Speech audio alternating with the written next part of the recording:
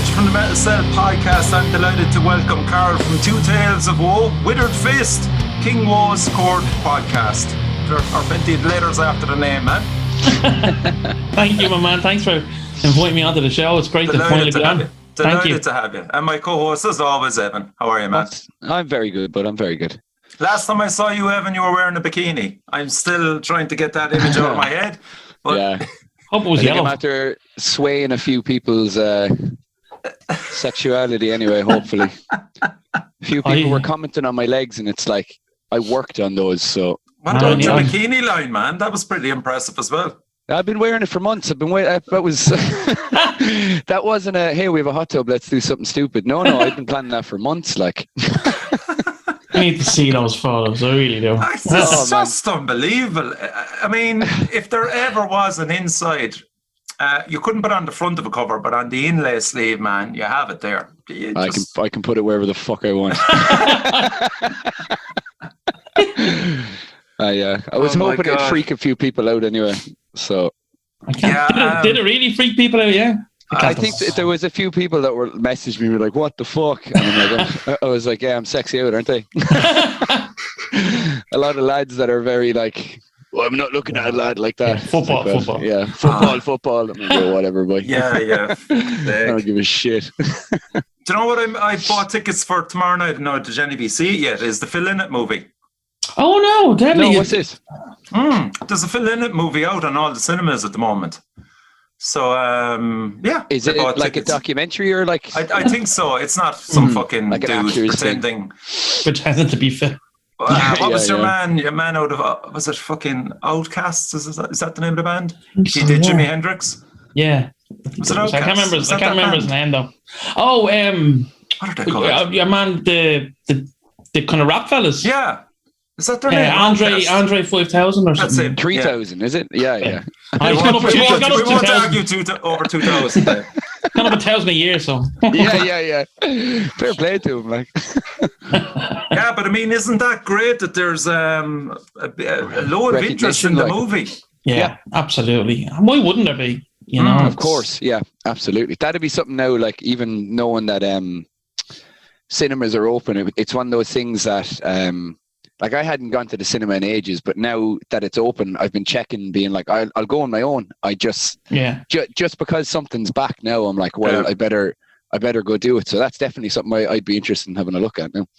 Now, Two Tales of Woe have been inspired by Tin Lizzy, I'd imagine. There's certainly a Tin Lizzy song running through the band anyway, man. Yeah, absolutely. I mean, they were one of the earlier influences of, I mean, I wouldn't say progressed as such, but like we've evolved and devolved sometimes as well, like, you know. But yeah, definitely one of the first influences were Tin Lizzy, and in the earlier days, ZZ Top, believe it or not. You know, Cathedral, Entombed, Crowbar, of course, like, do you know what I mean? But yeah. Tin Lizzy were always very, very top of the heap for us, like, you know, and they still are just to a lesser degree, like, you know, but. I mean, it's always there. Yeah, once you have when you have two guitarists in a band that's set up, you're gonna have to, you know, get that dueling guitar thing going at some point. Absolutely, 100%. Yeah, and it suits you so well. It does, and enough fucking American bands robbed Tin Lizzy, so why not have an Irish band do a fucking great job and do it justice? This is the thing. There's a difference that, like, you're not robbing something, you're doing them justice. Like, and it's not even like a very in your face kind of like but you can just tell there's an underlining influence by it, like, you know. Well, we've always, and I've always said it to anyone that's in the band, like, always never be afraid to wear your influences on your sleeve. You know, I mean, if you start hiding shit like that, then people will be onto you straight away. Simple as, you know. True. I mean, you take what's there and you run with it and you make it something good with it. You know, and you don't have to rip it off, like, you know. So that's that statue just outside Bruxelles is one of the best places ever to put a tribute to the man. Like, wasn't it like vandalized at one stage? Yeah. What was it they did? Yeah, a couple of years ago they broke the broke the base. That was it. What fucking assholes would do that? I think it was gone for a good few months. While they got it repaired.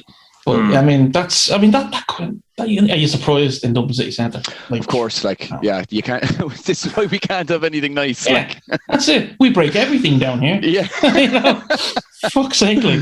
I thought what you were going to say, because that's been vandalised nearly every month, is what's his name out of the Dubliners? Luke Kelly. Luke Kelly, the head one. Yeah, that's a disgrace, man. That is like every month nearly. There's someone throwing paint in it or something like. Where's that located, Carl? Do you know? That's down near Sheriff Street. There's two of them, but the big one that gets vandalised, I think, is the one. There's two. Yeah, there's one down by Stephen's Green, and then there's the other one, which is the one that gets vandalised a lot, down by Sheriff Street. So that makes sense. Sheriff Street's it's a great place. You know? I think even the thing with that as well is there's no actual thought behind it. It could be a statue of anyone. Do you know? It's literally just, this is something that I can fuck act with. Do you know? And that's all it is. Like, it's not. They probably don't even know who he is. Do you know what I mean? It's I'd just say something to non-music people as well, or even non Dubliner fans, I say it looks kind of funny when you look at it. It does look, and if you don't know who it is, it kind of looks funny with the big mop of hair and the you know. But that's still no excuse to try and get it, of course not. No, sort it out. Man, I'll tell you a good one. We were coming up. We were driving up to some, could have been anything really. It was a gig in Dublin as usual, but we were staying down close enough to Sheriff Street anyway. So Buddy had sat nav on his phone, and I says, because I mean, no offense from anybody from Sheriff Street as well, but you have the name, and I lived there for 10 years in Dublin. But so I said to Timmy, I says, look, for fuck's sake, just don't drive us into Sheriff Street. And he goes, no, man, everything is good. Next minute, here we are, right down through Sheriff Street into a cul-de-sac. And it was a beautiful day. It was a day like today. So everybody was out, and everybody thought we were fucking undercover cops. Did you have the metal Blair? The aerial on the top as well, like. And having to reverse. Now I couldn't drive it. I had to reverse the whole way out, and everybody just like. Yeah. I remember. I'm from East Wall originally, Richie. So you know that's not that far from Sheriff Street. And there was a rivalry there for years and years and years. And I did a false course. Where was it? Right in the middle of fucking Sheriff Street. Really? And I had to walk home. The and belly up there, of the beast. So you just kind of had my head down all the time. Yeah. Jeez, I did a false course in Cabra. Oh yeah? Yeah, in graphic design, man. I was there taking those imp yellow buses. I don't know they're anymore. They're gone now, yeah. Are they gone? I was in Ballyfermot. Jeez, we all were. Yeah, I was, yeah. Sure, I played. What course did you do, Ev? I did sound production, but nice. I was in Dublin about 2 years, then I had a mental breakdown and had to leave. So I actually played with Two Tales of Woe at one stage, if you remember that, Carl. Fucking back when I had dreads as well. Like back I do. You jammed with us, didn't you? I did, yeah. But again, I had a fucking mental breakdown and had to leave Dublin, like, so. Great. Well. That's when Lara was still in the band as well. That's right, yeah. Years ago, and that was a long time ago. Jesus, man, at least 8 years ago now. More. I'd say more. 9 or 10 years, I'd say actually, just because I've been in Cork. And you know what's funny? Like a couple of people have come up to me and said, "Do you remember when I tried out for you?" And I'm like, "No." I can see it in your face. Like it's just kind of going. He actually doesn't know. You've gone through fucking. So I'd say many, good probably. We're the spoiled top of the original. You know, I know. And the problem with our band has always been. I've always wanted certain musicians, so they've always been in bands. You know, and our band would always be almost like a side project, if you know what I mean. Yeah, and of course, we would be doing well, getting good gigs and that kind of stuff. And then it would get to the point where they'd have to kind of do a bit more or something. So that's like there's like we've had very, very, very few falling out to anybody. You know, of course, and that says a lot about you. Yeah, that's it. Like, I mean, yes, on one side it might look like, Jace, he must be some fucking idiot to be losing band members left, right, and centre, you know. But it's just personal or people's. Incriminate myself It's here. just, yeah, it's just they're all dickheads. Yeah, they're wankers. No, Wankers, yeah. no, I don't know. They've all been. I mean, I love all of the ex-members of the band and obviously the current members. I mean, everyone has had their part to play into getting us to wherever we have ups and downs. Yeah, absolutely, man. I'm under no illusions. Don't get me wrong. Like, I mean, we've had a good time and some good gigs and some good experiences. And I mean, that's really all you can ask for, really. Yeah, I like that attitude, man. That not having like because I think people can almost get like sour easily enough if something doesn't go their way. Yeah, that it's quite easy to blame or be like, oh well, if this person did this more or did this more. But I think you're definitely someone that seems to just kind of like, I'm enjoying what's happening right now, and we've been through whatever. It'll happen again. Yeah, I fell in love with yours metal scene all over again, and that's what prompted me to start off the podcast. Was just because there was so much passion underneath everything and talent. When was that, Carl? I must have been doing the podcast about 2 years now. You know, but it was more like, as I say, it was just because I was enjoying discovering bands now. Like, I mean, I was never really into black metal before. And now I'm listening. It's like horrendous, for fuck's sake. You know what I mean? Well, do you know, it's a running joke amongst us. But I was talking to Alex on Saturday, and there was a few things that I was playing, and I was like, they would have a lot more of a black metal element than I would have like even been able to stomach in the past. Whereas now I'm like, you know, really old school black metal. And I won't change my mind on that. But again, like Horrenda, fucking great band. Do you know what I mean? And like, if it wasn't for like just having this podcast that you're forced to go outside of your comfort zone, I'm like really starting to find what I like in it. And there's in Ireland as well. There's such great black metal bands like. I never fucking thought I'd say that either. I know. Did you see that? Trev had the stats. The black metal had the most releases this year. Saw that. Oh, it was 46 or something like that. It was like unbelievable. But then again, they're all whipping out 5 or 6 tapes per release. So, you know. Yeah. And a lot of them probably would be solo as well. They don't necessarily but it's great have to rely on a band. It's fantastic though to see it. I mean, look, I had that young lad Thomas Hines there on the show. Oh yeah. He's only like what 15? Yeah. And like, you know, like the music he's bringing out, as I say, it's black metal. Yeah. And it was almost like he was educating me on it, you know. Yeah. I love that. Is that the guy with the unpronounceable name in Irish? Yeah, I have it here. It's Forni Sigan Inuak or something like that. I have great fun with that, man. That's just as well as I'm going to get it. he was giving me lessons before the thing so we could say it properly, you know. Yeah, fair play to it, you know. 15-year-old, like, you know. I really feel like he's going to be like a proper contender in the scene. Like he's going to be one of the big boys. He reminds me of just Hellripper as well from Scotland, just fucking hammering out as much as he can and just not caring. Yeah. And he seems to have a great attitude. Like and as well as that, his stuff it's well produced for a one-man show.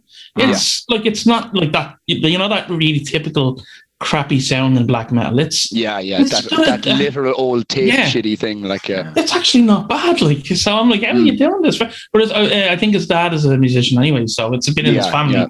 So he's got a great way about him as well. He's just, you know, he knows everything. As in, he knows. He knows everything. You know, look at him. All the albums. It's true. Yeah, absolutely. They do think they know that a teenager is up to us to kind of put them in their place as well. You don't fucking know everything. Got a bitch slap them now and again, you know.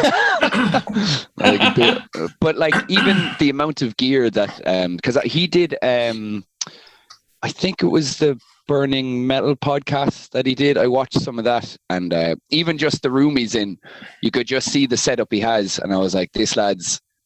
He has everything he needs, and he's gonna be well. He's great as is, but at 15 to be able to record yourself, and be able to just release things the way he's doing it, man, there's going to be some amazing stuff that comes out with him. I don't even know what I was doing when I was 15. Fuck's sake. I wasn't playing music anyway. Oh, mine were. It was drugs, like drugs and shit music is what I was doing. Drugs, women, and booze. Nah, there was no women. It still isn't. Oh, Well, if you keep wearing bikinis, it doesn't help your cause, you know. I don't know. think it helps. This day and age, mine. Who knows? Like, yeah. So, members of the band Two Tales of Woe, Ross and Christian left last year. Who's in the band at the moment, Carl? At the moment is obviously myself and Dan, who has been in. He's probably the longest serving member of the band now. Dan's first practice with Yee was the first one I did as well, I think. Yeah, that's right. Yeah. So there you go. It's It shows how long. Yeah. Because Kelvin joined not long after you tried out. He was. I think he was the next person to try out to Kelvin. Yeah, and, absolute legend. Yeah, absolutely.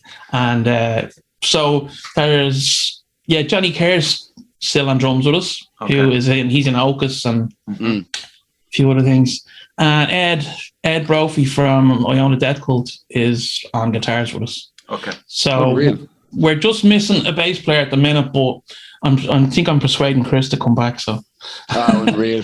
We're at the stage though where we're not expecting anything. We want to just play some music, record some shit, and again, have a bit of fun. You know, there's enough great bands out there that for one playing bass, Carl, with the Slayer cover band, would you not think of jumping in? Well, you see, for original stuff, I have a certain way on stage that it would take away from it. And I'm still not good enough yet, to be honest with you. Considering the bass players that went before in that band, the Slayer stuff, Dara O'Connor is actually the main bass player, but I'm still trying to sing and play. So to get it more authentic, you know. But I know I think I'll get Chris back. Chris is coming. He's kind of him and Han about coming back, and I would like him back. Well, he has to know that you said it on this, so he will, even if it's just in a recording capacity, you know. He'll be involved in some way anyway. Yeah. It was great to get him and Ross back. That was almost like the original lineup, just minus Lara. You know, at that stage it was fantastic, and that's when we did Bloodwood, and we had so many songs in the waiting to come out, but we just never got. Like, we were getting ready to record a follow-up EP before lockdown. Yeah. So that just all fell by the wayside, you know. But there's still stuff there that we've to just get in and start jamming again. Yeah. Have you got much stuff lined up, Carl? Because it's been a while. 2 years is a long time, and I presume he probably had more songs that didn't make Bloodwood either. Yeah, we had. I think there was about 4 that we didn't finalise. And that's for the Bloodwood sessions, you know. Yeah. But I'm going to tell you, I'll give you a little bit of a insider thing in a minute about what we're hoping to do this year. We have riffs aplenty.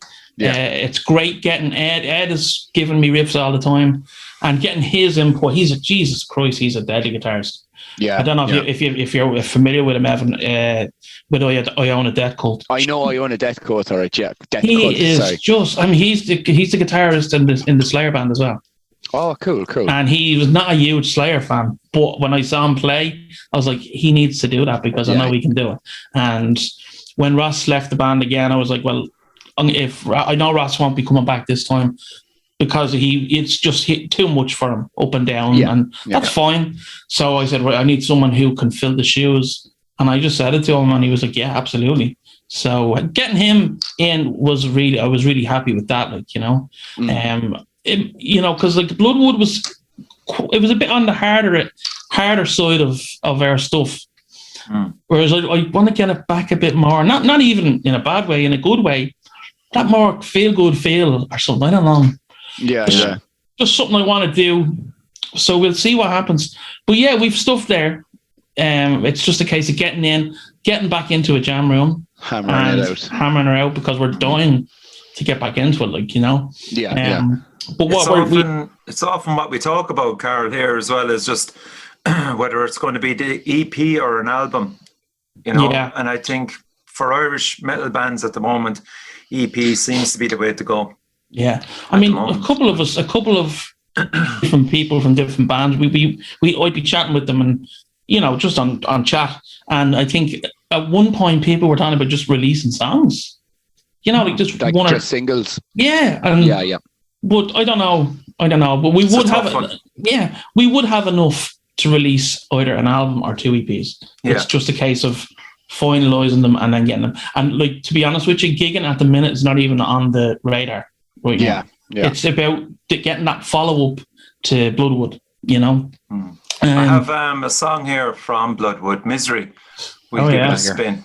Absolutely. I never checked, of course, to see if you could hear it. Can you hear it? Yeah. It's a great song. That was one of the last ones we wrote.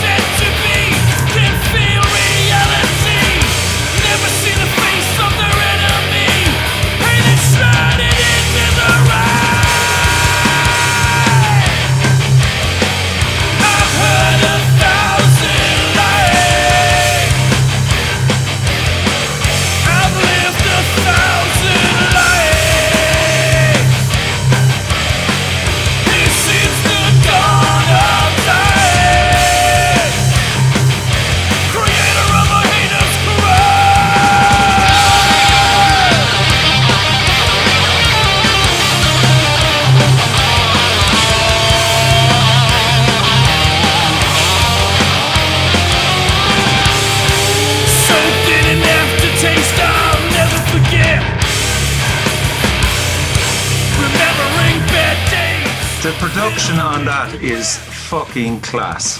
Bass tone. The first time I heard the EP, such a snarly bass tone. That was all done at home. Well, that was all home recording, really, to be honest with you. We did the drums. We just did like raw drums in what's it called? Symmetry Industry. Gavin. Yeah. So we just recorded them because we didn't have the space anywhere. And then my vocals were done, and the guitars were done up in Dan's, and the bass was done up in Chris's place. And Johnny mixed it. He was spending every day, and then when he was trying to look after two young children, and do the mixing at the same time. So hanging out of him while he's trying to mix. Fair play to him, like. And Jesus, the sound, as I said, fantastic. And so you done it on a shoestring, really. Pretty much, yeah. I mean, like, we all, yourself, we're not getting any younger, and we all have kids, pretty much, or lives and whatever. So we just saw, if we had had the money, we would have probably went somewhere, but we didn't. And Johnny used to have his own studio. You probably remember Dead Dog. Yeah. So he still had the that was gone, but he still had the wherewithal, and he had the equipment. So we said, yeah, fuck it, let's just roll with that. I mean, who better to record our sound than someone who was there at the start? Yeah. So so happy with the sound of it. Carl, do you still, guitar-wise, do you still use the top two strings of bass as your lower two for guitar? The lads started stopping doing that because it was wrecking their fucking hands all the time. I was actually thinking the exact, because I remember how do you mean, Evan? So, where's my bass? That's not here. Well, they use these two strings, the two lighter strings on a bass, as their two top strings. Yeah, as the top strings on their guitar. So it's just showing basically like the gauge that they were using. Like you'd have to kind of like grind down the nuts or something. Yeah, the lads had to do that for their guitars. Yeah. Well, I played it for like 2 or 3 minutes. I remember, I would think it was Dan or Lars one, and I was just like, this thing is going to fuck your. Thank God, Larry's a big man. He has the hands for it. Like, but I was like, thank God I play drums, man, because that's going to kill me. Like, Do you know what was great as well was the live at the Albini Lounge session. Oh, that was fun. That was something that was totally out of left field because like I think we were the only metal band that have done that. Yeah. And I saw an ad again. I saw that on Facebook, and I was like, "Yeah, we'd be up for that if you're interested." Put yourself out. Yeah, and we looked at that as a because we were doing that just before we went to record everything. Yeah. So that was coming out then around the same time as Bloodwood was coming out. So we said we'll get in there and just give it a go. And it was just a great. You were on point, like I mean, you were really it's great. Yeah, it is really good. Thank you. It was fun. Like, and of course, again, like momentum is everything with a band. Like he had a lot of gigs around that time as well. Yeah. Well, it was fun. Like, I mean, again, as you say, momentum has always been our own downfall. In stuff has happened, or this and that. So like at that stage, we were doing great, and it's like, and I suppose that all shapes how we feel about things. It's just like, look. It is what it is, and things happen for a reason. And and you boys know yourself. If you're going to do something like that, and to the level that we were possibly getting to, you need to be, fully focusing on that and committing to it. And while there are some people in our amazing scene that can do that, some of our people can't do that. So we know our limits, and we're happy doing what we're doing. Because we had it. We could have been going further if we had the ability to, as in. To go, but we really, I mean, we would have had to go to, I don't know, the UK or even the especially States. After a conversation with Death as well. Like, I think when that came out, that was such a huge push. Like, because that album, like I remember when I got that. When did that come out? Now that was 2009. 2009 was it? Yeah. I remember like that album was. Jesus Christ, like I think that was definitely one of my most listened to albums at the time anyway. Like I absolutely loved it. And there was so many people around Kilkenny at the time as well that sound just suited what everyone was into. Like, that kind of like southern sludgy down kind of vibe. I was all over it. Like it was that was another great period of recording as well. That was again, that was done on shoestring. Was it? That sounds great. Like, actually, do you know John Claude from Vippers? He recorded the drums for us. Did he? Like, he was did that the drums. in his house? The one that he had? Yeah. I know the one. Yeah, that was cool. It was 2 days of drums, and then the vocals were done in my kitchen and fingers. Jesus Christ! So, but like that was yourself, when you're recording, and it's fun. It's something you're wanting to do, and you want to get it done right. And if you don't take yourself too seriously, then I think you get a better product. I think that's just a lot more relaxed. I know for myself anyway. I will relax and have fun when I'm fully done, because I'm very like, if people are like, oh yeah, I'm like, okay, just let me just get it out of my system and do it. But then I'm like, recording's great. Absolutely. I wish, like, I have the crack, but I really just want to get my thing done, because in my head I've only 10 minutes to get everything done, but I know that's not the case. But you have it easy. Your instrument, you can stop playing it. Like, for looks of me, my instrument's here, here. And actually, during the recording of Bloodwood, I nearly killed Johnny Kerr. I nearly put him through the wall, because one of the songs. Now, I mean, it was not professional. None of us were. We were having great crack. We were on cans. We were on, he was locked and he was recording. I'm telling you, only Dan Walsh was there. We got a good recording. But he was like, "Oh, Carl, you need to do it this way. You need to do it that way. You need to do it this way." And I was starting to get a bit more fucking annoyed at him. And I said, "Get him out of this room now, or I'm going to end him." So, and I'm not normally like that, So Ross, gentle giant, Ross drags him out, and I goes, "I'm doing this," and I done it then, and so maybe he helped in a way. I don't know. Yeah. But I mean, of course, you'd have to be wary as well of just like snapping your voice, and and like he did some point. Sounds like he was pushing you too hard. Yeah. He was I think I knew what he was trying to do, but because he was a little bit more intoxicated than he should have been. Yeah. He It's went hard to too take far. it the way. Yeah. If he was fully sober with a nice sparkling water in his hand, you'd be like, all right, cool. Yeah. Listen to you. I probably wouldn't have listened to him if he had sparkling water. He drinks the dirtiest Polish beer ever, like, you know. We all do. But I couldn't believe, Carl, the first time I saw he was in Bloodstock. Now, if I was asked when was that, I would have said, yeah, that was around 2018. It was 2016. Yeah. I watched the videos insane. of Kelvin playing every so often, right? I That's absolutely love great. it. Yeah. That was a great experience, I have to say. And the fact that like that year there was 5 Irish bands. There was Slug, The Crawling, was it? Psychosis was on the Thursday night. I missed them. Rabbit Bitch were there as well. Rabbit Bitch of the North, and it was just like we were all hanging out, and you know, like it was just brilliant, like, you know, because or if I was doing a bit of PR or whatever, I'd be saying, well, there's Slug over there. You want to go over and talk to them, and so we'd be looking out for each other all weekend, which was great. You know, and that really, like, I mean, that whole experience with Metal to the Masses, again, was one of the things that reignited my love for Irish metal.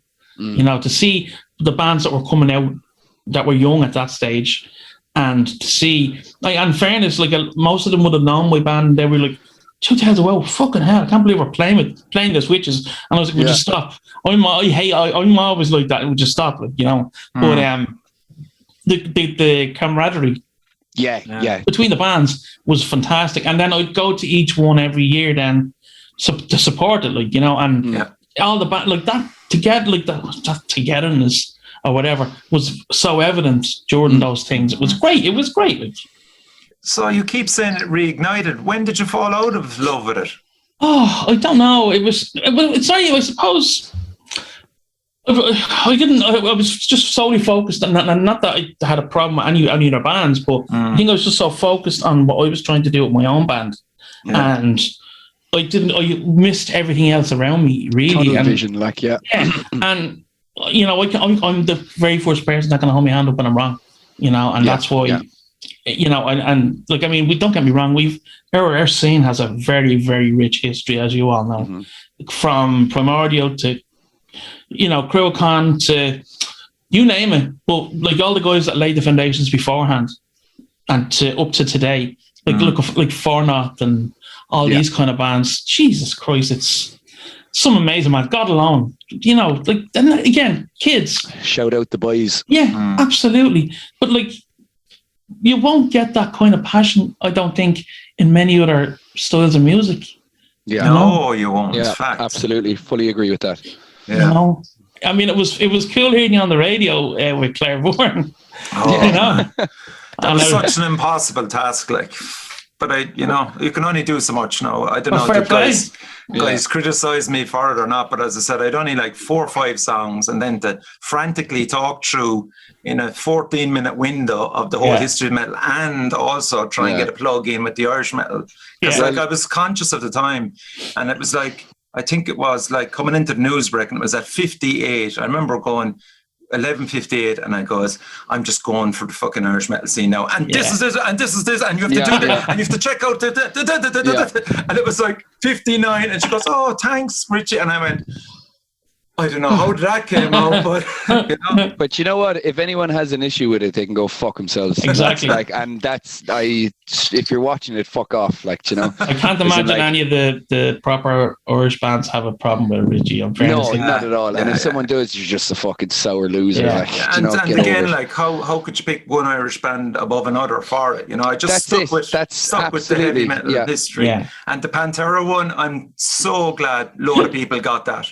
Because like it was a case and you got to swear on RTE as well. Totally. Yeah. They didn't check that at all. I was skitting here. And a song about a Nazi doctor. That was great. Yes, exactly. Yeah. But so like health-wise, how are you, man? How are you doing? A lot better on the water nowadays.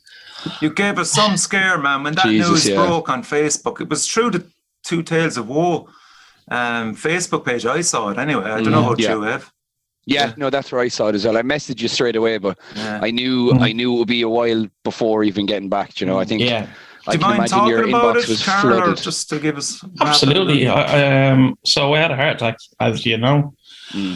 I was coming home from leaving Jake, my son, at play school, and I mean, I'm not going to lie. I've been so out of shape for years. That's my own. Again, I'm the first person to hold a hand up and say, yeah, I didn't look after myself physically, and that's on me. That's on no one else. Yeah. And from years and years as well of heavy drinking. I mean, seriously heavy drink. Those early days in 2001 were nasty.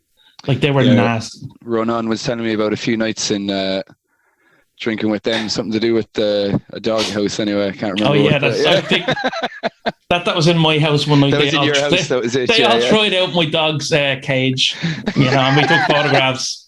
But yeah, I mean, like we've had some amazing nights. Don't get me wrong. I wouldn't change a thing for what happened.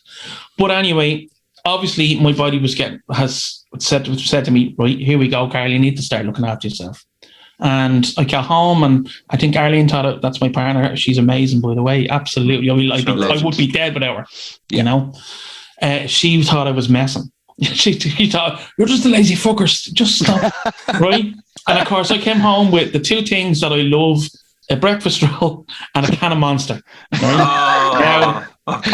Anyone who knows me knows I'm synonymous with Monster. Even I used to drink it on stage. I would drink it everywhere. I even tried to get fucking sponsorship from it, for fuck's sake. Yeah, absolute love. Like, but anyway. I come home with them, and she goes, well, the first thing you can do is throw them in the fucking bin. So I said, I'm not feeling great. And I was thinking to myself, imagine if I was having a heart attack and she thought I was messing, Yeah. Where I didn't think I was having a heart attack at the time. Right, yeah.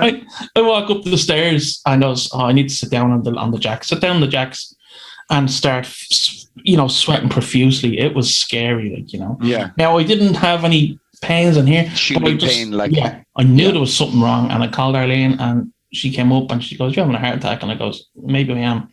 Jesus Christ. So they called the ambulance. The ambulance came up quick enough.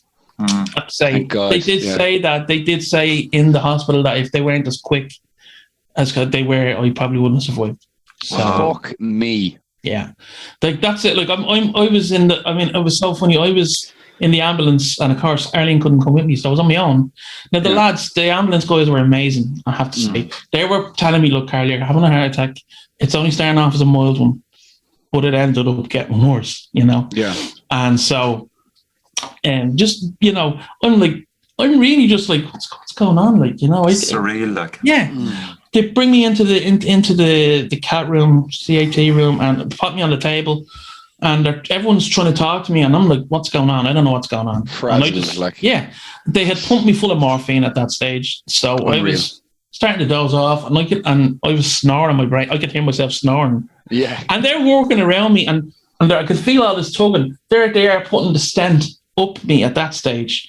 And I'm like, and I go to sleep. Then all of a sudden I hear a commotion, and I hear them clear. They shocked me twice on the table, Jesus which Christ. I only found out later on. And when I came to and it was all done, and I looked at one of the nurses and I goes, was I snoring? And she goes, oh yeah.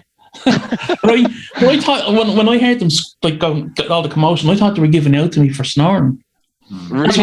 Yeah. And You're that nice of a guy, sorry for the inconvenience. So I was in the hospital for about a week, and I was very fragile for the first. Now I only got one stent in, but like I say, they did say you were lucky. Yeah. So it's that's nearly 3 months now. I'm still off work. I'm probably going to be heading back soon enough. But in terms of my music, I mean, Jesus, I wasn't thinking of doing anything. Obviously, up until the All Ireland Metal project. But that's anyway. But I'm a lot better. The gas thing is, my health is a lot better than it was before then. Yeah. I haven't had salt. I haven't had Monster. I'm just trying to watch what I eat now, and it's not going to happen overnight. I'm a big fucker, you know what I mean? And I'm walking every morning now. And as a start, you know, that's the way I look at it. I've two beautiful children. I want to be here for them. Exactly. You know, exactly. I still have more music to write. You know, I don't want to stop writing music just yet. So absolutely. Oh, you know. It didn't help as well. Do you do shift work? Oh, I do shift work. Yeah. Is it the airport you're working in? Airport security? Yeah, that's it. Yeah. For my sins. But the gas thing is, lads, there's so much inconsistency with the roster they have us on. So now it's hard to have that routine. Yeah, but now when I go back, and you're gonna give out to me, Richie, and say I'm gonna be on permanent nights. Oh, fuck. Okay, yeah, that's by choice because in our job, it can be high intensity, it can be constant, you know. Whereas on the night shift, it's a lot more relaxed. It's a lot more. A great way to ease back Is it 8 hours though? There's a big difference between 8 hours and 12 hours. 12 hours. How many 12-hour? 4 on, 4 off. Okay. So it's not too bad. And then I think the roster they're giving us is on an 8-week rotation. So I think around week 4 or 5, there's a week off. Okay. Yeah. You'd need it, man. Yeah, like there's new rosters for everybody, and that's probably the most stable one for me, and especially now with the way things are. I mean, I just want a bit of stability, you know. And for years, I hated night work, you know. But I've been swapping out. Prior to the incident, I was swapping on to night shifts, and I was actually enjoying because I hate my job for years. I still do, but I was able to tolerate it then. Yeah. Yeah. So now when I go back, I'll be on night shifts. And I know it's not great. Yeah, but see, the biggest problem with night shift is you have to watch your diet even more because you tend to eat more shit at night time.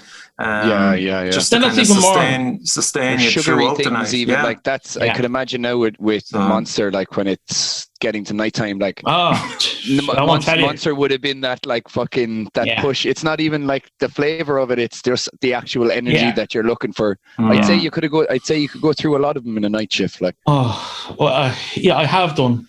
But again, as I say, I haven't touched the stuff now since. Yeah, man. Which is a good thing.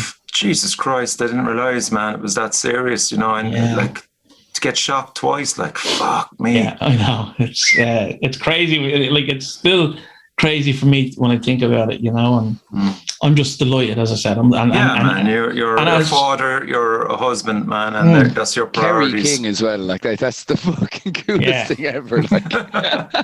She was there when it was happening, so thankfully Arlene said, "We're just go down to your nana's now, quick," and she didn't want Kerry to see that happening. So of course, yeah.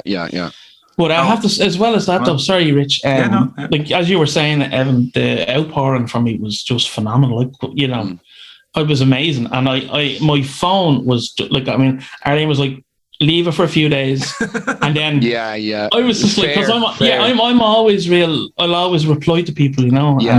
So I was like, so then I said, right, I was watching the Chelsea game in the hospital. I said, right, I'll start texting people now.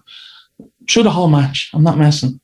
People were back and forth. I wouldn't be surprised, man. I honestly would. The amount of people that were, even like just the comments on the post, the amount of people and the amount of people sharing it. Like, I knew even when I messaged you, I think I even said it. It's like, don't even worry about replying to me. Like, just know this is me saying I'm here. Like, you know, if you need anything. Everything was appreciated. It really, really was. And I mean, again, and that just shows you, as you said, how close we can be.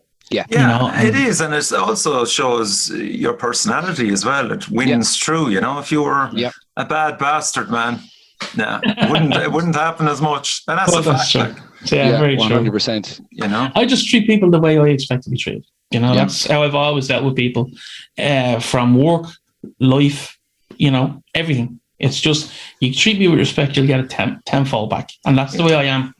I've always been like that, you know. So. And it shines out on you, man. I have to say, it always has. Like, it's always been. You're definitely someone that just wears your heart in your sleeve. I think, like, you're very kind of just straightforward with who you are, and I've always admired that. Like, you know. Thank you. So you have been involved in a few side projects. one which literally blew me away was Withered Fist. Oh yeah, it's great. How did that come about? So myself and Justin, who's not in the band anymore, Justin was in Acrid Nebula, if you remember that band. No, I wouldn't know that. I don't think Right. so. Well, Heard it, Ned, that's about it. he's a great guitarist, and I'd always wanted to work with him. So when we were getting to, if you remember, we had that brief breakup, and when we were getting back together, I was like, right, I want to get Justin in because I knew he was a cool guitarist. So we were doing our thing with Two Tails, and he was starting to get more riffs out. And then when he left Two Tails after Bloodstock, because he was starting to do more work overseas in the US, and so again, time constraints, he couldn't do anymore. So the perfect way for him to bow out was Bloodstock, you know. Yeah. And we had a great, we had a great night and a great weekend and all that kind of stuff. Anyways, he gets on to me a couple of months later, or a year or something. I can't remember. And he was like, "Here, listen to these songs," and he had them more or less nearly, we'll say, finished. And I was like, "They're fucking class!" Like, and I said, because we wanted to work on something outside of Two Tails Well, not sounding too much like Two Tails Well. And so he says, "Right, well, sure, why don't you come down and record with me?" I was like, "Yeah, absolutely." So myself and Kerry went down to him in Tipperary for a weekend, and we just threw the 3 tracks together, and like literally I was writing lyrics on the fly. And again, that's a new way for me to write, but they were lyrics that actually ended up being very subconsciously special to me. Yeah, a lot more personal. You can't hide from thought. Do you know what I mean? Yeah. And there was no distractions. There was like, you look out, and the first song is called "This Is My Mountain." You look outside of Justin's back door, and there's a big mountain there. Yeah. And that's what he wanted. That was the name of the EP as well. So he wanted that in the name of something. So I wrote the song basically for him, you know. And it was such a cool experience. And again, it's just there for it's. We did it because we enjoyed the music, and I got to sing. And that was my kind of time to start saying, I want to sing a bit more rather than doing heavy vocals, you know. Yeah. And I love harmonizing. I love harmonies. I love like Alice in Chains. I love so to try different things. We tried so much in those sessions. Yeah. You know, I even had Kerry wrote 1 or 2 little lyrics on that as well. So it was great. Like, I love that. No, like that's great. Was it Colin that did the cover? That's right. Yeah, Colin from Zara. What an amazing piece of work. Yeah. You know, but the only problem for me was that I wanted to do a follow-up, and Justin seems to have disappeared off the face of the earth. No, he is nothing wrong with him. Don't worry. Yeah. He's just not online. Like no. So it's a pity because the amount of people that wanted the follow-up, you know, and I mean, we were never going to gig it. It was just going to be like a studio project, almost like So okay, I have, as I said, This Is My Mountain because I think it's just absolutely brilliant. We'll give it a listen to here.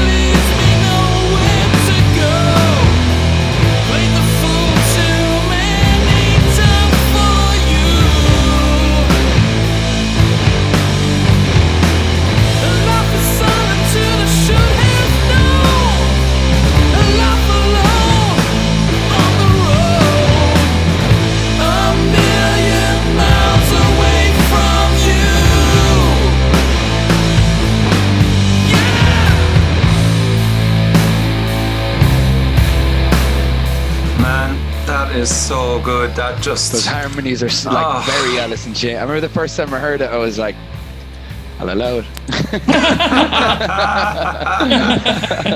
and you know what? It does not sound at all like it came from Ireland, man. That's just, that could be played in any radio station across the world, man, and people should stop and go, wow. You know, fantastic vocals, Carl, as well. Thank you very much. Anything behind you that you were inspired vocally wise for that? Were you trying to get? Did you say it was Alice in Chains or? Well, the harmonies. Well, obviously not the tone because of a different tone to them. But I love that they try like loads of different things. Yeah. And I mean, if you know, on the third song, the Journey, is it? I can't remember. The third song where I do that, the three-way harmonies starting off. Yeah. That came as that came by accident. The riff was going, and I just started singing it, and then just like I was like ha ha ha, and then I was like ha ha ha ha. I was like, at that one stage we had like 4 or 5 harmonies in, and I said, right, we better knock it back to 3. Yeah. You know, that's the thing with a studio project. You can make a choir out of yourself. You know? Yeah. But the great thing about that particular project was like there wasn't that kind of constraint on me to replicate it live, so I was able to have. Not that I don't have fun with Two Tails, but I was able to have more fun kind of trying out things with Withered Fist, you know, and that's what came out of it then, so. Yeah, it's awesome. Thank you. Thank you. It frustrates the life out of me again. That's why we do this show.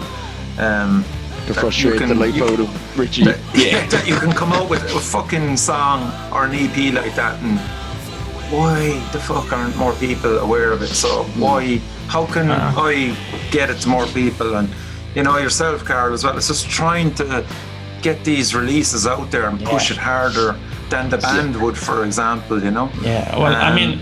Withered Fist, for me, was that EP was just incredible. It had everything, and the artwork as well. Brilliant package. Yeah, the whole package. And that's the thing as well. Like, there was a lot of people looking for CDs. And I was like, why don't we just do a small run? But Justin had, and you know, not that there's nothing wrong with him, but it's just he just did it, and that was it, you know. And you gotta admire him for that, because he didn't want to. He didn't want to do it. He did and said what he needed to do and say. So, he was so. I mean, what made it for me was when we finished the final note or the final voice. And he looked so content and so happy and proud of what he had, because he some of those riffs he'd had for years, and he was never able to get the right person to work on them with. That's a huge thing, being able to get that out of your system. Yeah, huge thing. So and for the right project too. Yeah, and it really, really settled him. You know. Yeah. So there's so much. That's another great way of looking at it, isn't it? Yeah. You know, because people naturally will want more, and Withered Fist, as you said, like, it's a bit frustrating that there isn't a second one there, but maybe that's all Justin needed. Well, if you'll answer my text messages, maybe. So, what about Siri then? How are you getting on with that? Great. I have done 2 full tracks. With Hytham, you did one with Hytham, and that's the one I'm team leading. That's done. We're just waiting for that now. We're getting the drum tracks back. They should be back now, and that'll be going off. Alan from Zora is mixing that for us. Yeah, nice. That would sound sick. So no doubt. Yeah. So, and then the second one is one with Jordan. I don't know his name, but he's a lovely guy anyway. And myself and Jason are doing the Alice in Chains type thing on that. And then there's a third song where it's like a mishmash of everything. I don't know. I have a couple of lines in that one, so I'm doing that one on Thursday, and then that's me finished. But like in that sense, how different is each song? They're musically different until you hear me singing. Okay. You know, because you're like, oh, there's Carl with the harmonies again. You know? I'm a stickler for harmonies. I'm never going to complain if someone throws them in. I love it. I mean, that's just how I hear myself now. You know, and I can. But the great thing, well, one of the songs is kind of more straightforward heavy metal. Okay. And then the other one is the one I'm team leading is quite groovy, because Ed wrote the riffs on that one. But it's got a catchy kind of a chorus as well. So I'm looking forward to people hearing them. Actually, I'm really What proud do you of think them. of the whole project? It's amazing. Imagine if he went, "Oh, it's fucking shite." Yeah, man. I know. Well, that'd be. What do you think of it? Oh, it's a load of shit. Can't believe I'm involved in this Yeah, bollocks. what the fuck was I thinking? Straight Yeah. after the heart attack, he was still on the morphine. Like. Well, that's it. I mean, Dara said it to me. Dara's a good friend of mine now. He's one of my best mates, and that guy has so much talent and so much drive. It's unbelievable, you know. I've said it a few times. Fair fucks to him for actually getting it done. Like, yeah, it's amazing. And he was like, because I think Phil Keaveney was saying that about why hasn't anyone done that in like Roadrunner United? And then, funny enough, me and Dara were saying that. Dara was like, I'd love if someone did something like that. I said, well, why don't you just fucking do it? Like, just put it out there and see what happens. That's it, I said, I'll do it. You know, I'll help you as much as I can. And I'm sure you have other people that would be more than happy to help you. And like, at least if you try it, it goes well. If it doesn't, you try it. So it's 100%. It's a win-win for everybody when you think about it. A lot of people are afraid of failure or afraid of like doing something that, you know, putting yourself out there or becoming vulnerable in that sense. Yeah. Because like I've said it before on the forums as well, you know, like I've had conversations with, I'd love to get loads of bands doing that, you know, like, so it's, and I've had like all over Ireland in different conversations talked about, I'd love to do something like that. But I was never going to be like, oh, I'm going to do something like this. Cause I knew I wouldn't have the time, especially like the way he's doing it is exactly the way it should be done. Yeah. Just here's deadlines. That's it. Do you know what I mean? Oh, we passed how many teams is there now? There's 20 something. Like. Yeah, well, I mean, initially there was over 30. That's to be honest with you. Like, I mean, like we have a little, I suppose you could say, committee of sorts. It's, you know, just for a bit of like, you know, and so like when we get all the tracks in, then we're going to see what way we're going to, you know, release it. Like we haven't even decided fully yet. But we have kind of 2 or 3 different plans of how we're going to do it. But it's great because like the every couple of days we'll check in with the team leads and see how their project's getting on. And I think there's about 4 or 5 completed songs so far. Okay, they're up then on the last update, Yeah, and we're basically like I was getting an update today off everyone, and everyone's more or less at the same stage where they're just finishing off the main tracks. So you're gonna actually get something to hear in come August, September, or whenever it's going to be. But it's just, again, it's about trying to, like, the whole thing of, as I assure you, was just resurrection in Irish. And that was me. I said, why don't we call it like Ashuri? Let's resurrect whatever we can for the Irish metal scene and get it going again. A bit of a kickstart, get everyone working together, have a bit of fun. And then if we can make some money for charity, it's even better, like, you know? Yeah, absolutely. Win-win. So there's some amazing. I've heard some of the completed tracks. It's fucking is like it's amazing. Yeah, I've seen some of the stuff that Tom's put up of him playing like without the tracks, and like anything Tom's going to be on, I'm just going to be like, oh, he's fuck. And you know what? He's such a nice guy as well. He's actually one of the nicest humans you'll ever meet, and he's just phenomenally good. Like, yeah, absolutely. I mean, and like that, where everyone's doing it on a shoestring budget. Mm-hmm. But what we're trying to get people to do, if they can, is to get it mixed by one of the 3 guys that's there to mix for us. Is that Josh now? And Josh is one of them, right? Yeah. Josh, Alan Hannon, and Alan, of course. Shannon Bowman Batman as well is there. Yeah. So like if you were not getting it mixed by anybody, you can throw it into a folder, and then if you don't have a preference, one of the lads will take it. You know. And then I think I had put in a chat group, I had accidentally put Shannon up for the mastering, but it's actually going to be Josh. I think Josh is mastering all the tracks, so you'll have that uniformity. He does a great job. Yeah, he's great. Yeah. So I'd be pushing hard for Josh now if I was in a band. I think there's a like that's it. And for my track now, I know the second track that I'm doing is getting done by Josh. But I knew Alan was involved, and I was like, no one's asking him. What Batman is unreal. Yeah. He's so good. Like, he does fucking sound and voodoo, man. I mean, Jesus Christ. He did sound for us for Corrosion of Conformity. Did he? Yeah. So in the Tivoli. And he took his time. He wanted us to get the best sound. Us and Slug, he wanted us to get the best sound possible. You know, and so I never forgot that. And plus, like you say, he's an awesome dude. You know, it just makes it so much easier. Like, do you know what I mean? Yeah. So we're looking forward to that now. Can't wait. So and that was my first time singing properly in over a year. Was those tracks, and it was again. Excuse me. When I started singing, Force Item was singing was doing the track with me, and he kept stopping. He's like, "Are you sure you're able to sing now?" He was worried about me, you know what I mean? I was yeah. He's a good guy too. Like, Item, I don't know if you're familiar with Eyes Closed, Richie. Oh, Eyes Closed were fucking amazing. Item is one of the best frontmen this country's ever produced. He is. Wow. And I've wanted to work with him. I know him over 20 years, and we never got to work together. We've gigged countless times together, but this is the first time that we've actually gotten to work together, and I'm just fucking so happy. And I actually think that the band that we have for my track, I think we're going to stay together and release some sort of EP or an album or something. So. I had a feeling that would happen. I'd say that will happen with other bands as well. You know, like once people start working together, it's like, well, no, why even not, man? like even if it is like, you know, Withered Fists, like just being like a studio project. Yeah, like fine, that's grand. Like if there's more music, That's like, who's going to be giving out about that? Like, exactly. Dickheads, but like, fuck them. Like, fuck them. Yeah, they can come to me.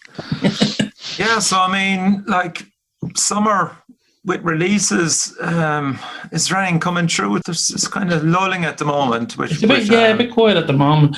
But one band that I don't know if you are, well, I think you were talking about it to James and Wayne there. You know, Haint.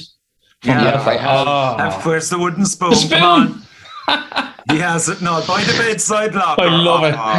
That's fair. That's really, it's outing me. Like, that's brilliant. But what I've heard, again, I've heard some of the early tracks. Oh, it's nasty shit, but it's amazing.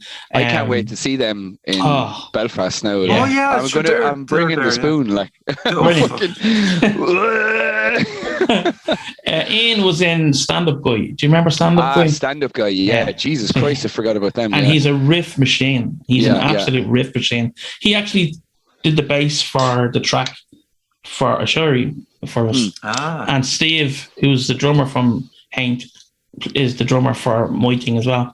Yeah. So but I'm dying to get that release when it comes out. You're looking forward to it. Don't use the word dying now, Caroline. Oh, sorry. Well, yeah. Means nothing to me. You're I'm still looking here. forward to it.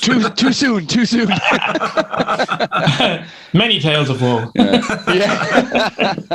And that actually was a play on words, actually, wasn't it? The name of the band, Two Tales of Woe, because it was just two releases, wasn't it? Yeah, it was initially meant to be just two side projects. Myself and Lara, we were in a band called Chosen. I don't know if you ever remember that band. That was an old band. I wouldn't remember Chosen. Well, we were in a band. I was actually planning on moving to Holland. Yeah. With myself and Arlene. We were overlooking at apartments and everything. And then this band came up and I joined them and whatever else. I left them and Two Tales of Woe at that stage was only a side project. Yeah. And the guitarist who started off Two Tales with me was a fella called John Nesbitt. An amazing guitarist. Absolutely. Yeah. You're talking, I'm not messing now. You're talking Slash to the 100. He was brilliant. But anyway, we got Lara involved and we said, right, we'll just do two EPs and then we'll finish it up.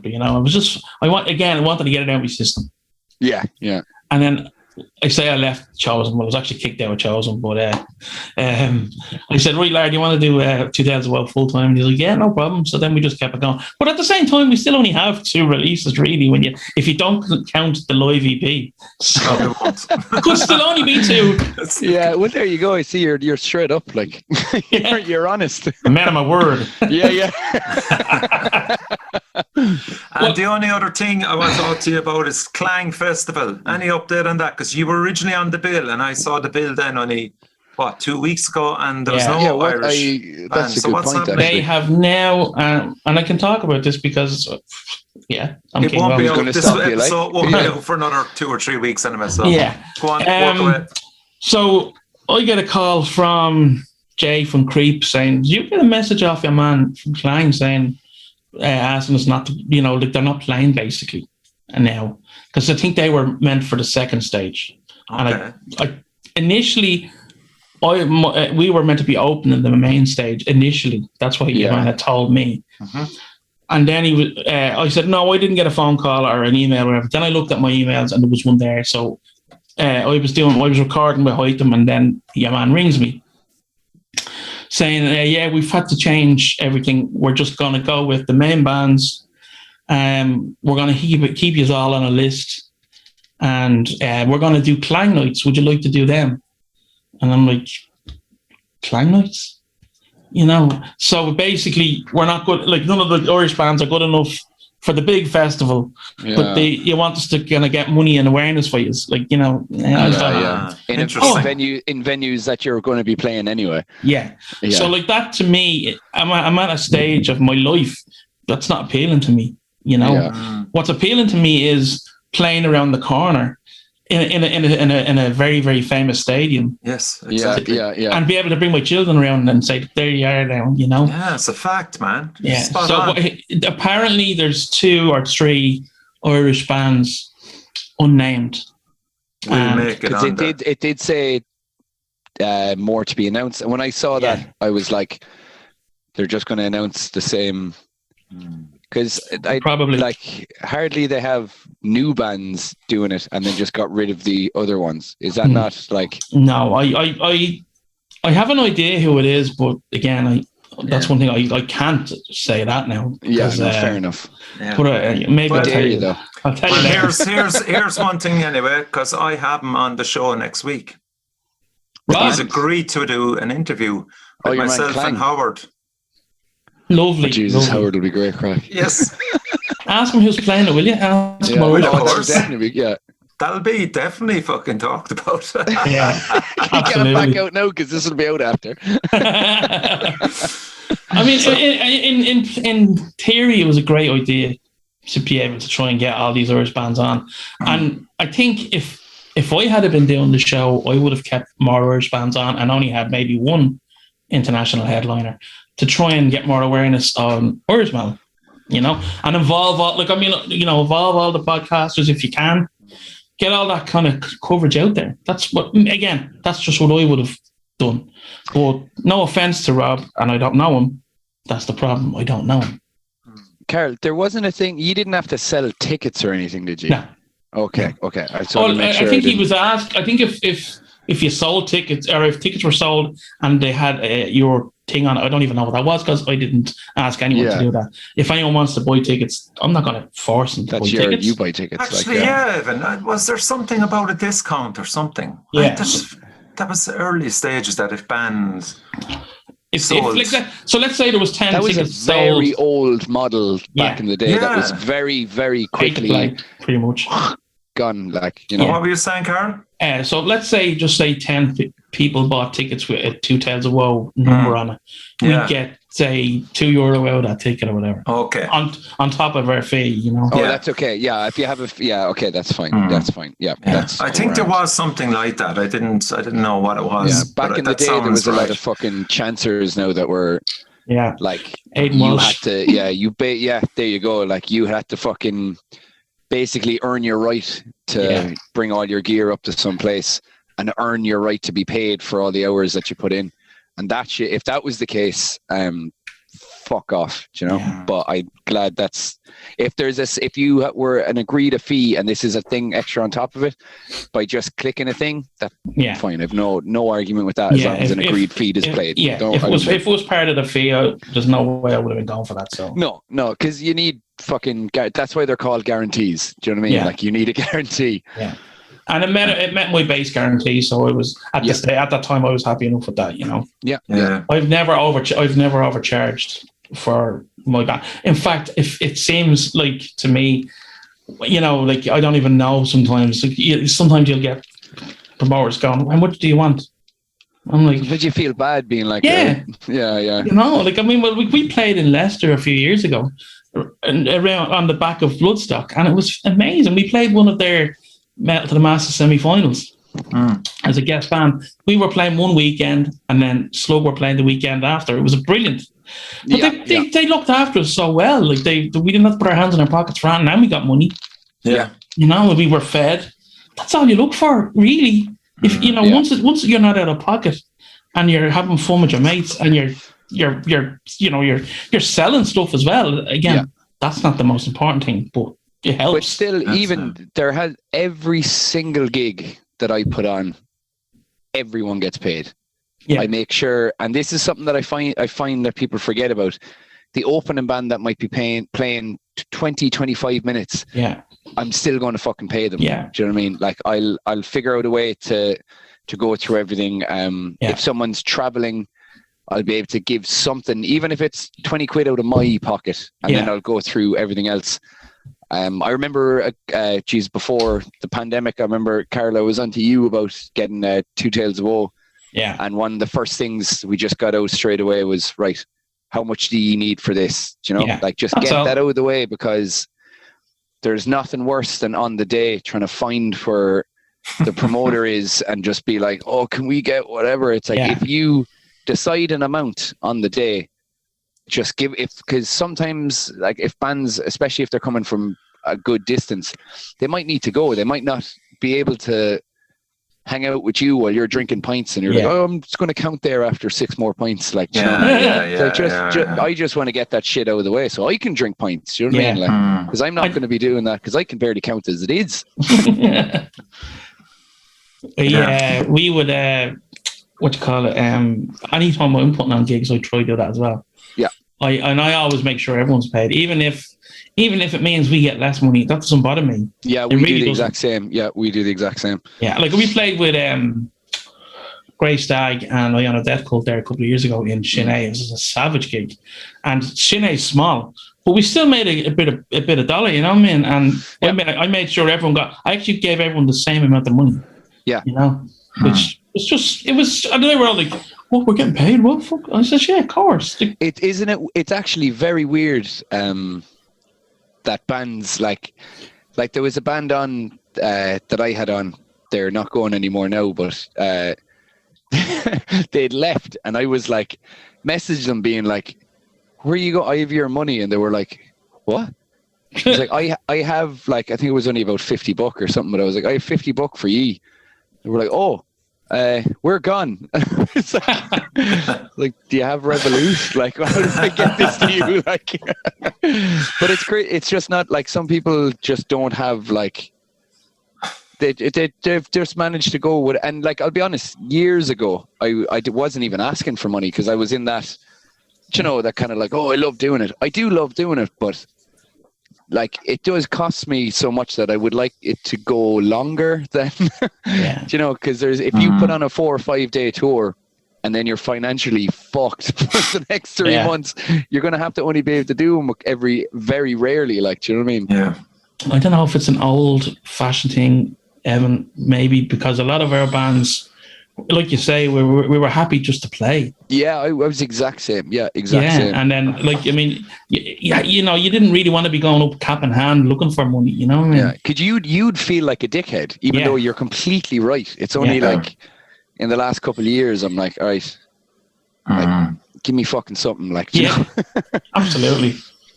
Yeah, especially if someone's making money off you, you deserve to make some money. That's if there's money being handed over at the door, where is that going? Like, I understand now, like, you know, whatever's left over will go into funding next gigs and getting big, because that's usually what I do. I'll have like a kind of a kiddie thing that if there's a bigger band I want to bring, at least I have something for that, or, you know, that'll go into the next posters or go into something.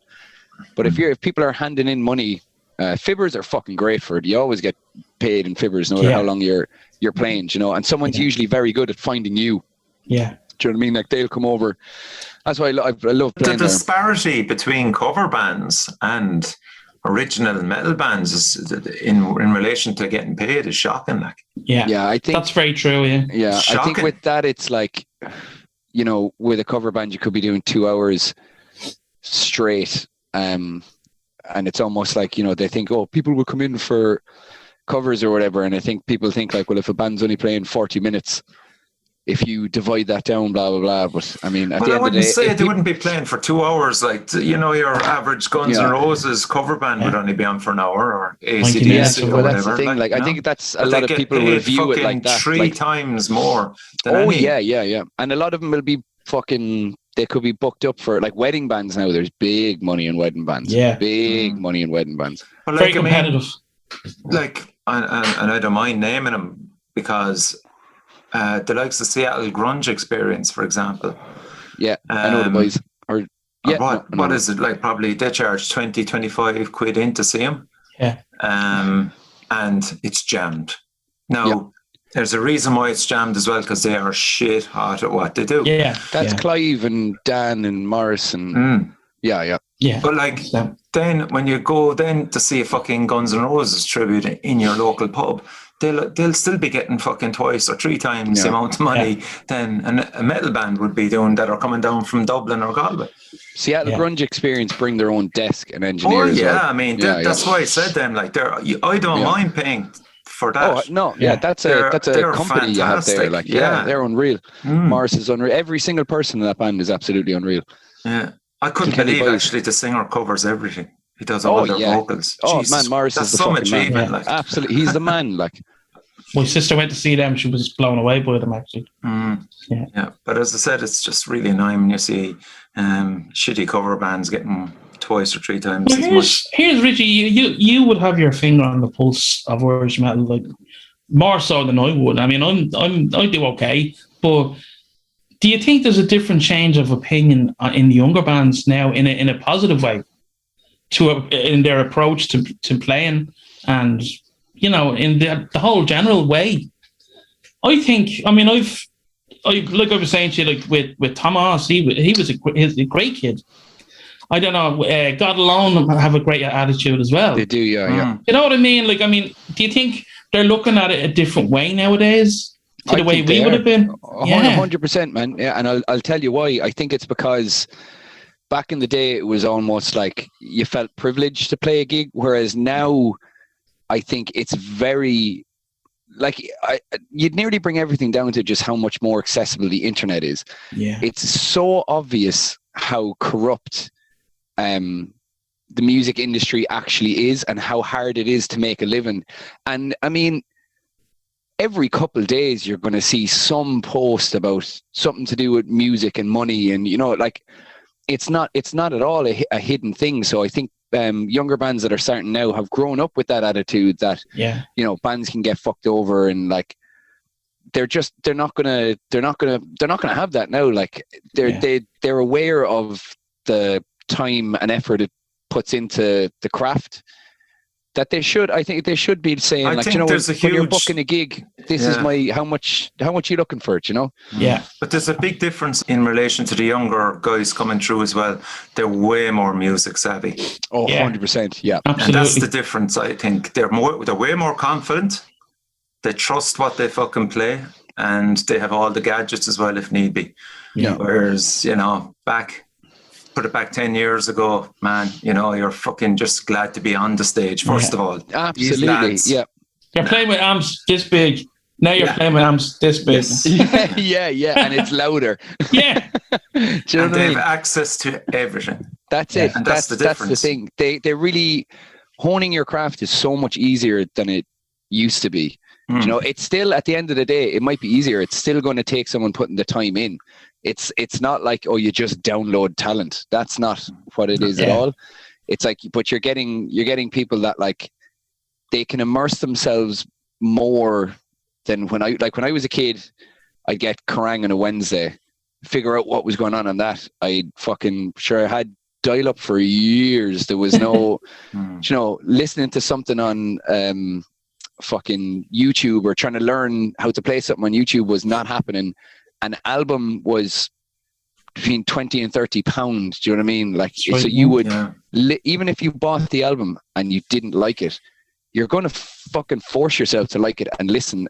Yeah. Like, there's so many albums from back in the day that I will be able to tell you the track list. Whereas now it's so accessible that I'm like, oh yeah, what's the fucking song? And but the price of gear as well, musical gear has gone so cheap, man. So these young lads can afford stuff that, again, 10 years ago would be completely out of reach, or get an effect that will cover that side of things that they don't have to worry about. Man. Plugins, there you go, man. Absolutely, yeah. So, but then, like, I think the more like plugins and stuff that you get, it's like that thing that if like you have a delay pedal for the first time in your life, you will start playing guitar differently. Do you know what I mean? Like everything will just change. If you get a new effect, it will force you to play differently. So I think there's also that with people expanding their musical tastes and everything, that like when you have all these ideas and like you're going, like fucking people aren't bringing small pedal boards to gigs anymore, you know. But like, I mean, I think God Lone would probably be the best example, Carl. And I'm glad you brought him up because definitely those lads 3 years ago, those lads were sneaking into gigs and up the front.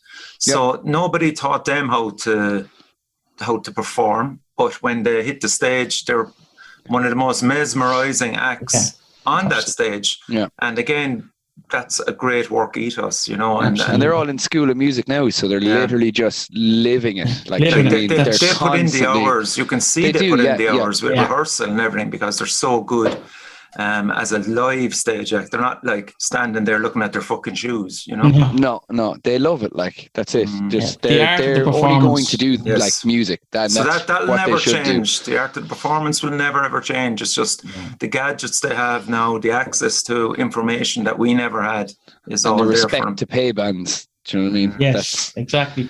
Yeah, but they believe in themselves to get paid. Actually, yeah.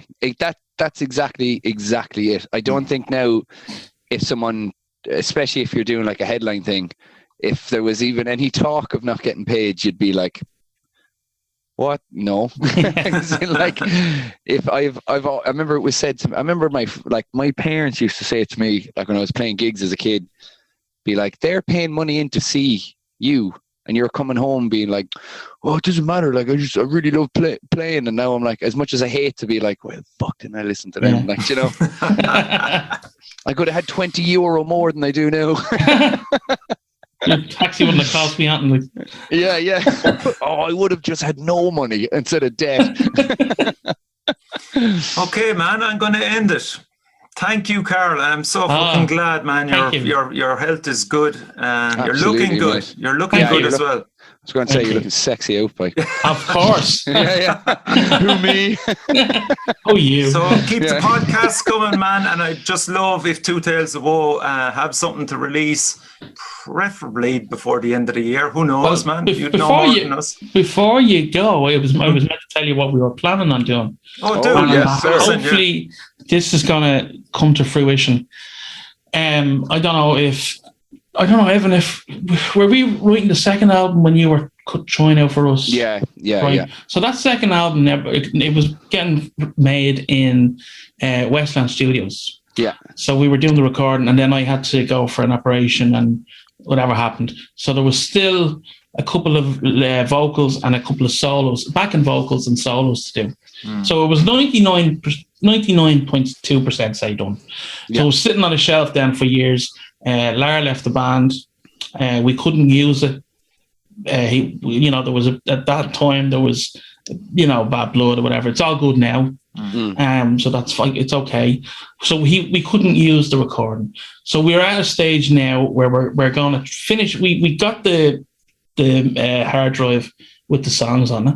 Unreal. And we have them there. We're just waiting, like you say, to get a chance to complete the songs. Lara's going to complete what he has to complete. That's amazing. Yeah, if Kelvin has anything he wants to touch up, he can do it. And so we're going to get that album out. That's unreal. Yeah. So unreal. Everyone's bringing out new music. We're bringing out fucking old music. Yeah, but it's still new. Yeah. That album actually was it was a very special album to all of us in the band at that time. That, like, what you were saying, it captures a time. Yeah. That really captured a time for the band. And it was a very, very personal record for everyone involved.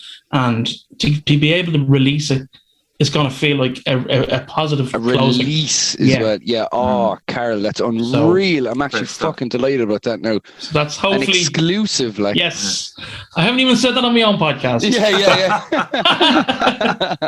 So hopefully that's what we do. Fucking unreal. Now that's unreal. Thanks very much for having me on, man. It's a privilege to be on, and I suppose you'll come onto my podcast at some point. Of course I will. Yeah, anyway, I'll bring the bottle of wine with me, man. Yeah, absolutely. We'll just do it straight after this, like. All right. Oh yeah, we just changed the t-shirts and stuff. And Evan, you're after freezing there and us, so that was. Oh, there he is. Frozen back. Okay. Okay. So you've been listening to Richie from the Metal Cell podcast. Evan, thanks a million for coming on again. Much appreciated. Anytime, buddy. Anytime. And thanks, Carl. Hit subscribe, crucially, and support the Irish metal.